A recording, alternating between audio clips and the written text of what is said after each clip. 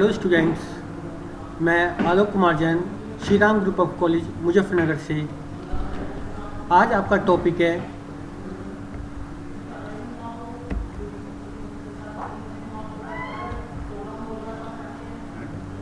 Atomic structure.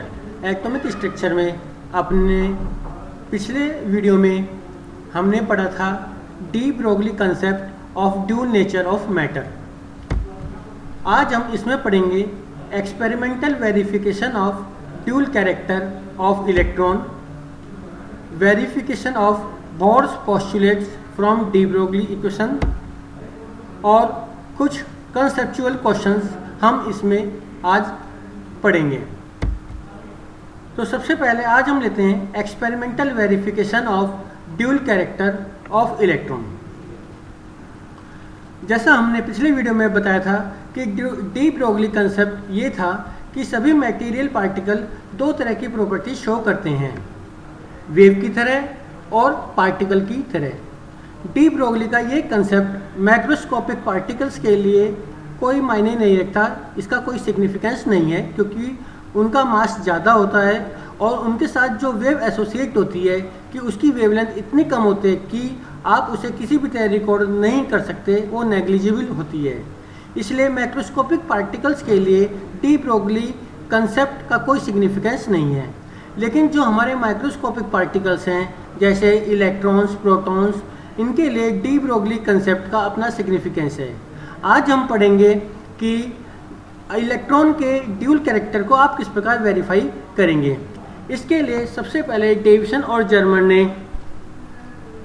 एक experiment किया था। उस एक्सपेरिमेंट में निकल क्रिस्टल्स के ऊपर इलेक्ट्रॉन बीम डाली थी और इलेक्ट्रॉन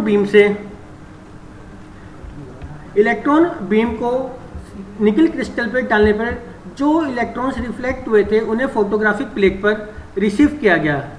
जब हमने फोटोग्राफिक प्लेट को वेरीफाई किया तो हमें बहुत सारे कॉन्सेंट्रिक रिंग्स मिले जो कि डिफ्रैक्शन पैटर्न डायग्राम में दिखाया गया है। ये डायग्राम में दिखाया गया है।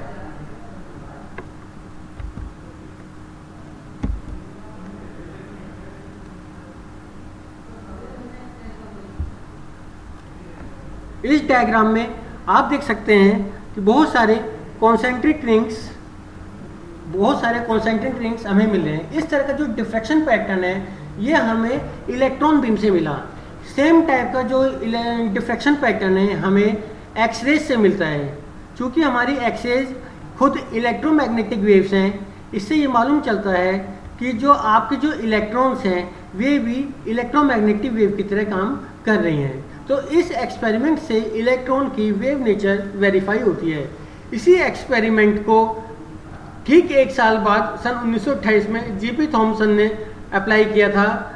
इसके लिए उसने इलेक्ट्रॉन बीम को गोल्ड की एक थिन फिल्म पर अप्लाई किया और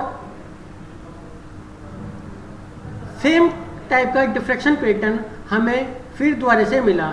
तो इन दो एक्सपेरिमेंट से ये वेरीफाई हो जाता है कि इलेक्ट्रॉन्स की नेचर वेव होती है, इलेक्ट्रॉन वेव की तरह भी काम करते हैं।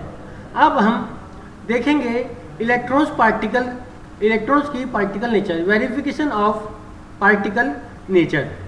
इसके लिए सबसे पहले जिंक सल्फाइड स्क्रीन ली और उसमें हमने इलेक्ट्रॉन्स की बम्बार्डमेंट करी। जैसे ही इलेक्ट्रॉन जिंक सल्फाइड स्क्रीन से टकराए तो हमें एक लाइट स्पॉट ऑफ लाइट यानी लाइट का एक निशान मिल गया जो कि स्किंटिलेशन कहलाता है। क्योंकि स्किंटिलेशन लोकलाइज्ड होता है और लोकलाइजेशन जो प्रॉपर्टीज़ होती है वो पार्टिकल्स की होती है।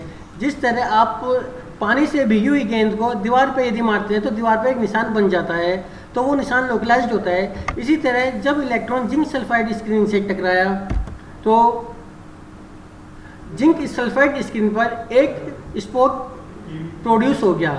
तो इससे हमें पता चलता है कि इलेक्ट्रॉन्स पार्टिकल की तरह बिहेव भी कर रहे हैं। इसके अलावा मिलिकेन के ऑयल ड्रॉप मॉडल और थॉमसन के electron charge upon mass ratio experiment से इलेक्ट्रॉन्स की पार्टिकल नेचर वेरीफाई होती है। अब हम इस एक्सपेरिमेंट से बोर्स पोस्टुलेट को डेराइव करेंगे। जैसा आप लोगों ने 11th में पढ़ा होगा, बोर्स ने ये बताया था कि इलेक्ट्रॉन्स केवल उन्हीं सर्कुलर ऑर्बिट्स में न्यूक्लियस के चारों ओर चक्कर लगाते हैं जिनमें उनका कोणीय संवेग एंगुलर मोमेंटम h/2π के सिंपल मल्टीपल में होता है। इसके लिए हमने ये डायग्राम कंसीडर किया है। कंसीडर करते हैं कि एक इलेक्ट्रॉन जो है वो r रेडियस की ऑर्बिट में चक्कर लग रहा है, घूम रहा है, तो ये वेव्स फेज में होगी और ये दूसरा डायग्राम में दिखाया है ये आउट ऑफ फेज है। इसमें यदि वेव फेज में है तो फेज में होने के लिए इसका जो सर्क्यूमफेरेंस है यानी जो परिधि है वो n लैम्डा के इक्वल होनी चाहिए। तो सर्क्यूमफेरेंस को हम निकालते हैं 2πr = n लैम्डा और डी ब्रोगली वेवलेंथ के अनुसार लैम्डा की वैल्यू होती है h/mv। यहाँ से जब हम इसे सिंप्लीफाई करेंगे तो mvr = हो जाएगा nh/2π। mvr हमारा होता है एंगुलर मोमेंटम, तो एंगुलर मोमेंटम जो इलेक्ट्रॉन का आएगा हमारा आएगा nh/2π और यही हमारा जो है बोर का पोस्टुलेट है। इस तरह de Broglie equation bore postulate को भी वेरीफाई करती है। डियर स्टूडेंट्स, अब इस टॉपिक पे जो कंसेप्चुअल क्वेश्चंस आते हैं वो मैंने कुछ कंसीडर किए हैं। आप उन्हें देखें कि एक मॉलिक्यूल ऑक्सीजन है और एक मॉलिक्यूल सल्फर डाइऑक्साइड, वे एक सेम वेलोसिटी से चल रहे हैं, तो उनकी वेवलेंथ का रेशियो क्या होगा।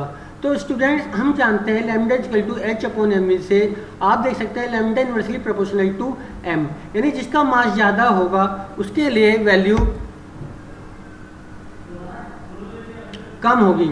इसलिए सल्फर डाइऑक्साइड का मास जो है ऑक्सीजन के मास से जस्ट डबल है, इसलिए लैम्डा जो ऑक्सीजन और सल्फर डाइऑक्साइड की वेवलेंथ है उनका जो रेशियो आएगा वो 2 होगा।